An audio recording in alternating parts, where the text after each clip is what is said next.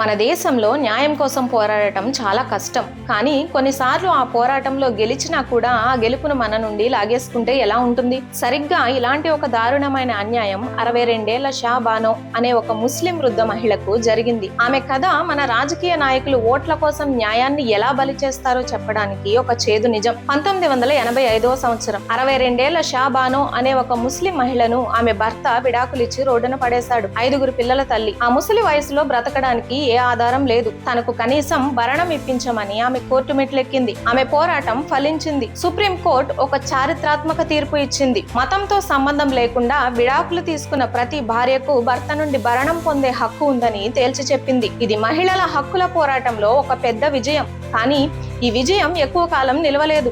ఈ తీర్పు తమ మతపరమైన విషయాల్లో జోక్యం చేసుకోవడమేనని కొంతమంది మత పెద్దలు, నాయకులు పెద్ద ఎత్తున నిరసనలు తెలిపారు. వాళ్ళ ఓట్లు ఎక్కడ దూరం అవుతాయో అని అప్పటి రాజీవ్ గాంధీ ప్రభుత్వం భయపడిపోయింది. ఒకసారి ఆలోచించండి, కొంతమంది మగవాళ్లకి కోపం వచ్చిందని దేశ అత్యున్నత న్యాయస్థానమైన సుప్రీంకోర్టు తీర్పునే మార్చేస్తారా అని షా బానో ఆవేదన చెందింది. కానీ అదే జరిగింది. కేవలం ఓటు బ్యాంకు రాజకీయాల కోసం రాజీవ్ గాంధీ ప్రభుత్వం పార్లమెంటులో ఒక కొత్త చట్టాన్ని తీసుకొచ్చింది. ఆ చట్టం సుప్రీంకోర్టు షా బానోకు ఇచ్చిన హక్కులను పూర్తిగా నీరుగార్చేసింది. ఆమె గెలిచిన యుద్ధాన్ని ప్రభుత్వం ఒక చట్టంతో ఓడించింది. నా హక్కులు మీ పార్లమెంటు మెజారిటీకి అడ్డొచ్చాయా? నా ఆకలికి నన్ను ఇంటి నుండి గెంటేయడానికి రాజకీయం లేదు, కానీ నా హక్కులను మాత్రం మీ ఓట్ల కోసం బలి చేశారు అని ఆమె ఎంతో క్షోభపడింది. దానికి ఆనాటి ప్రభుత్వం చెప్పిన సమాధానం ఏంటో తెలుసా? ఇది వ్యక్తిగతం కాదు, ఇది రాజకీయం. ఓటు బ్యాంకును స్థిరంగా ఉంచుకోవాలి కదా. చివరికి ఒక నిస్సహాయురాలైన వృద్ధురాలి ఆత్మ గౌరవాన్ని ఓట్లతో వ్యాపారం చేశారు. ఆమెకు దక్కిన న్యాయాన్ని కొద్ది నెలల్లోనే లాగేసుకున్నారు. ఇది మతం గురించిన సమస్య కాదు,